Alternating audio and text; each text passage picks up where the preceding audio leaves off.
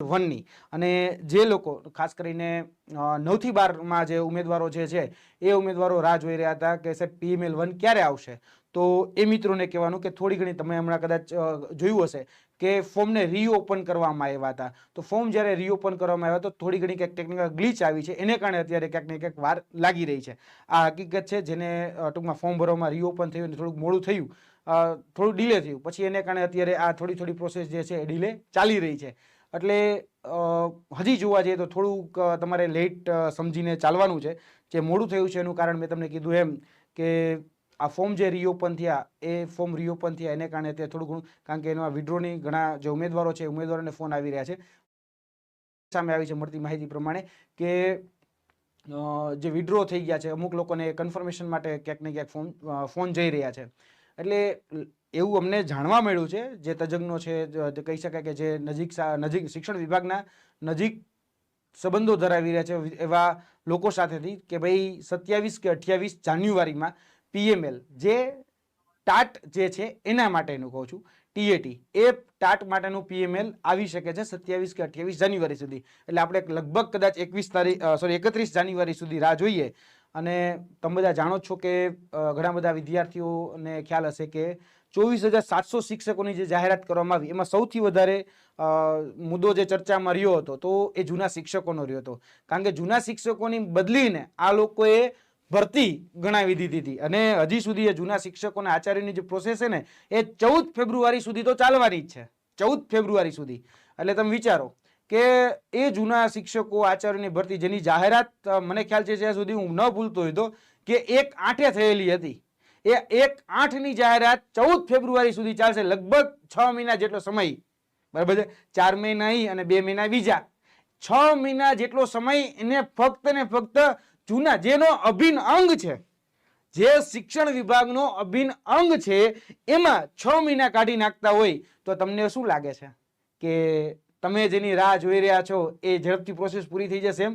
અરે દોસ્તો, ખાંડ ખાઈ રહ્યા છો.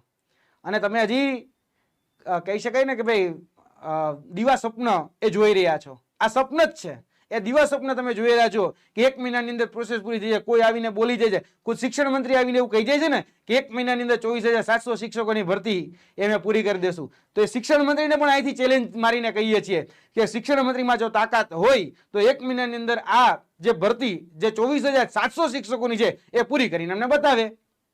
દમ જ નથી દોસ્ત, વાતમાં જ દમ નથી.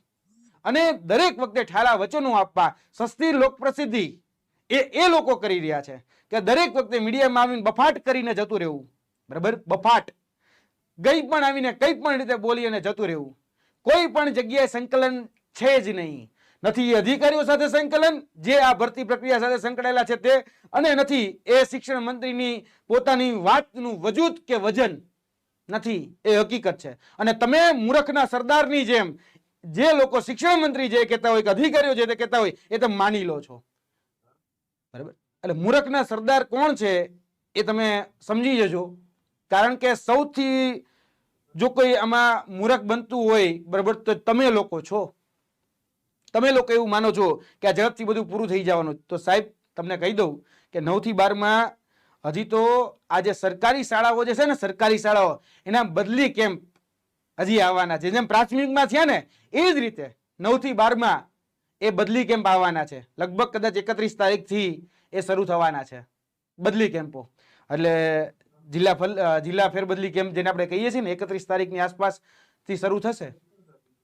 શું કરશો? હજી તો ઘણી બધી વાર તમારી આ, અને તમે કદાચ ભરતી બોર્ડમાં જાઓ, વિદ્યા સમીક્ષા કેન્દ્ર હોય કે શિક્ષણ વિભાગમાં જૂના સચિવાલયમાં જાઓ કે નવા સચિવાલયમાં બ્લોક 5માં જાઓ ને વાત કરો તો શું કે ખબર છે, અમારી પાસે તો ક્યાં સ્ટાફ જ છે, અમે તો કઈ રીતે આ કાર્ય કરી, અમારી પાસે તો સમિતિ જ નથી, કેટલું કરવું અમારે.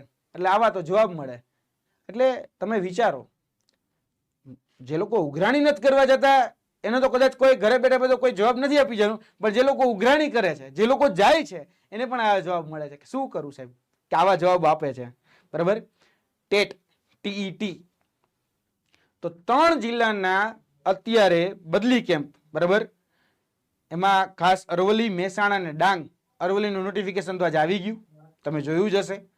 એ 3 જિલ્લાના હજી બદલી કેમ્પ થશે. બદલી કેમ્પ બાદ એક જે પ્રોસેસનો ભાગ જેને આપણે કહીએ છીએ કે મહેકમ આવે, એ મહેકમ પછી એને રોસ્ટર પ્રમાણે ગોઠવાય, પછી એ ભરતી પ્રક્રિયા ચાલુ થાય, બરાબર. ત્યાં સુધી તો ચાલુ નથી થવાની. કોક મને પૂછતું હતું આજે એ મેસેજ કરીને, સાહેબ આનું પીએમએલ ક્યારે આવશે એમ. હજી સુધી તો આજે કહી શકાય કે બદલી કેમ્પ જે છે ને હજી તો ઈ જ ચાલુ છે, હજી તો ઈ પૂરા નથી થયા, અને ફેબ્રુઆરી સુધી તો હજી આ બદલી કેમ્પ જ ચાલવાના છે, હજી તો ચાલુ થશે આ 3 ના તો. એટલે વિચાર કરો હજી તો, બરાબર. મને નથી લાગતું કે ફેબ્રુઆરીના અંત કે માર્ચ પહેલા આ કોઈ વસ્તુ થઈ શકે. હું માર્ચ તો ખાલી બોલવા ખાતર બોલું છું, બાકી આ વર્ષનો અંત આવી જાય ને તો પણ એમાં નવીનતા નહીં, બરાબર. બાકી મેં જે જોયું છે કે હમણાં હું મિત્રો સાથે વાત કરતો હતો તો હું વાત કરતા હતા કે કઈ રીતે ક્રમિક ભરતી થાય. ખબર છે કે પેલા આપણી પાસે જે ટેટ અને ટાટમાં જોવા જઈએ ને તો પેલા ગવર્મેન્ટ આવે, પછી ગ્રાન્ટીનેડ આવે. એટલે કોઈ પણ દરેક આપણે 9 થી 12 માં જે છે તો 11 12 જે છે, પછી 9 થી 10 છે, બરાબર. એમાં પેલા ગવર્મેન્ટ ભરાય, પછી ગ્રાન્ટીનેડ ભરાય, આવું જોઈ ને. પછી એ જ રીતે 6 થી 8, પછી 1 થી 5, એ રીતે. તો ક્યારે તમારું પીએમએલ આવે, જીએમએલ આવે, ક્યારે તમારું ડીવી થાય, ડીવી પછી ક્યારે 3 ગણાનું લિસ્ટ, ટૂંકમાં પીએમએલ પછી ક્યારે 3 ગણાનું લિસ્ટ આવે, અને ક્યારે એ તમારી શાળા પસંદગી આવે, અને ક્યારે પછી ટૂંકમાં આમ કહેવાય કે બધું ચકચકાટ થઈને તમે જેને નિમણૂક પત્ર કહો છો એ નિમણૂક પત્ર તમારા હાથમાં આવે. આ બધી જ પ્રોસેસ, કમસે કમ એક પ્રોસેસ પૂરી થતા, જો અત્યારે મેં તમને જૂના શિક્ષકોની વાત કરી, આચાર્યોની વાત કરી, જે ઓલરેડી ગવર્મેન્ટનો ભાગ છે, એની પ્રોસેસ પૂરી થતા 6 મહિના નીકળી ગયા છે. 6 મહિના તો તમને તો નવી નિયુક્તિ આપવાની છે, નવી નિયુક્તિ. અને એ નવી નિયુક્તિ તો કઈ રીતે મળી જવાની તાત્કાલિક. એટલે તમે જે આ ખયાલી પુલાવ કે તો કહી શકાય કે દીવા સ્વપ્ન જે જોઈ રહ્યા છો, અને તમને એવું લાગી રહ્યું છે કે શિક્ષણ મંત્રી કહે છે 24,700 શિક્ષકોની ભરતી એ અમે આ 1 મહિનામાં પૂરી કરી દેશું, તો સાહેબ તમારા જેટલો મૂર્ખ કોઈ નથી, તમારા જેટલો, બરાબર, મૂર્ખ કોઈ નથી. અને ઘણા લોકો પાછા હમણાં આવી ગયા છે માર્કેટમાં નવું લઈને કે નવી ટેટ અને ટાટ આવી રહી છે, હમણાં નવી પરીક્ષાઓ છે અને પરીક્ષાઓની તૈયારી ચાલુ કરી દો. અરે સાહેબ હજી જૂનીના ઠેકાણા નથી તો નવી આવવાની વાત કરો છો. વાત કોઈને ગળે ઉતરતી હોય તો કેજો, મને નથી ઉતરતી. મને એટલી ખબર પડે છે કે એ વ્યક્તિઓ પોતાની પ્રોડક્ટ વેચવા માટે, એ પોતાની દુકાન ચાલે એટલા માટે તમને એ સપનાઓ વેચી રહ્યા છે. નવી રેવન્યુ આવી રહી છે, રેવન્યુમાં કોઈ જાતની ફાઇલ ન ચાલતી હોય, સીએમઓમાં કોઈ ફાઇલ ન હોય, છતાં એમ કહે છે કે નવી રેવન્યુ તલાટી આવે છે, હવે નવું લેવા કે નવી ટેટ આવે છે. અરે સાહેબ આ જૂની પ્રક્રિયા હજી પૂરી નથી થઈ, અને હજી એમાં તો આપણે બધા જ જાણીએ કે આપણે વેઇટિંગ લિસ્ટ આવે, પ્રતીક્ષા યાદી. પ્રતીક્ષા યાદી જોઈ છે ને, વેઇટિંગ લિસ્ટ. હવે એનો સમયગાળો ક્યાં હોય? એનો સમયગાળો હોય કે જ્યાં સુધી નવી ભરતી ન આવે, અથવા તો 2 વર્ષ, જ્યાં સુધી નવી ભરતી ન આવે અથવા તો 2 વર્ષ, ત્યાં સુધી એ વેઇટિંગ યાદી છે ઓપરેટ કરાવી. તો નુકસાન તો આજ લોકોને છે. માની લો કદાચ ચાલો એવું માની લીધું કે નવી ભરતી આવી ગઈ, તો આ અત્યારે જે ક્રમિક કરવાની વાત કરે છે, જે 20% વેઇટિંગ વાળી વાત છે, તો તમે વિચારો કે ઘણા બધા લોકો હશે કે જે ક્રમિકમાં પણ હશે, એમાં વિચારતા હશે કે ભાઈ હવે ગ્રાન્ટીમાં જગ્યા મને ગવર્મેન્ટ મળે છે, ગવર્મેન્ટની જગ્યાએ ક્યારેક હાયર કી વિચારી અને અલગ અલગ જગ્યાએ જે કયા ઊંચા નીચા થશે તો જગ્યાઓ ખાલી પડશે. તો એ જગ્યાઓ વેઇટિંગ લિસ્ટ ભરવાની ને, પ્રતીક્ષા યાદીથી ભરવાની ને. તો પ્રતીક્ષા યાદીના ક્યારે જીઆર વાંચ્યા છે કે પ્રતીક્ષા યાદીના નિયમો શું કે છે? તો એ પ્રતીક્ષા યાદીના નિયમો કે છે કે નવી ભરતી ન આવે ત્યાં સુધી આ પ્રતીક્ષા યાદી એ ચાલુ રહેશે.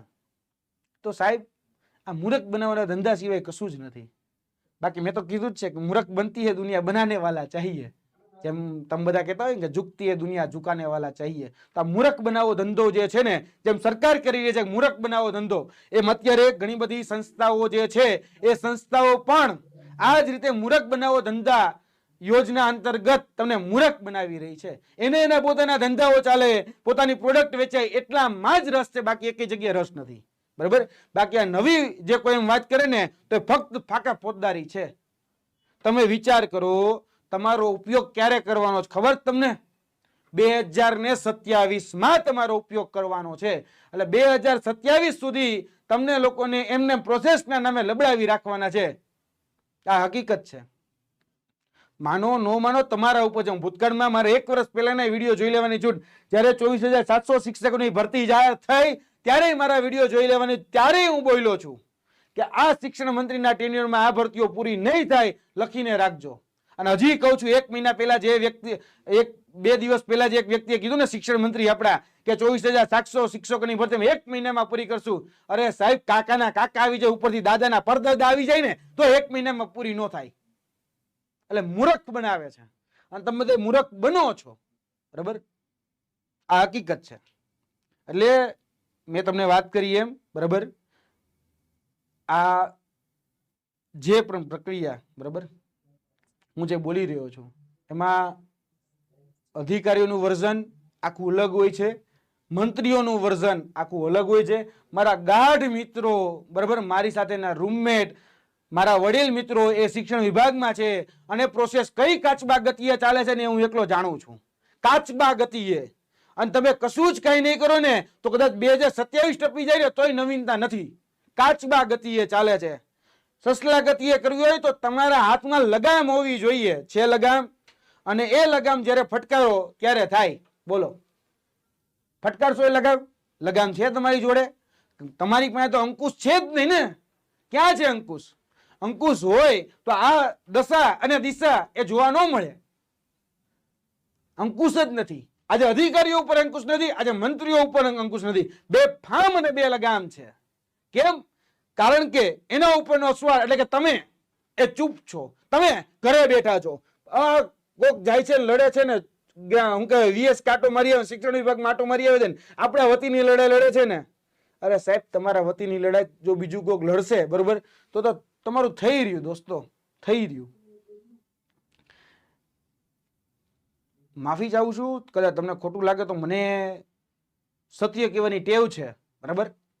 મને કોઈ વ્યક્તિ પ્રત્યે, કોઈ દુકાન પ્રત્યે કે રાગ દ્વેષ કે પૂર્વાગ્રહ તો છે નહીં. પણ જે ખોટું કહી રહ્યા છે, મને એટલી તો માન પડે છે કે એક અધિકારી જો એમ કહેતો હોય ને કે ભાઈ અમારે વાંધા અરજીના પૈસા, મને આંખમાં આંખ નાખીને કહેવાની ટેવ છે કે સાહેબ આ ખોટો નિયમ છે. આંખમાં આંખ નાખીને અમે તો કહીએ છીએ. અમને બીક નથી લાગતી કે કાલ સવારે કદાચ અમને ક્યાંક જોઈ લે હતો, કાલ સવારે ક્યાંક અમારી પર ખોટું કંઈક કરી લેવાનું કરી લેશે, તો શું ફેર પડે છે? પણ બુઝદિલી તો નથી, બરાબર. એટલે મહેરબાની કરીને કહું છું, બરાબર છે,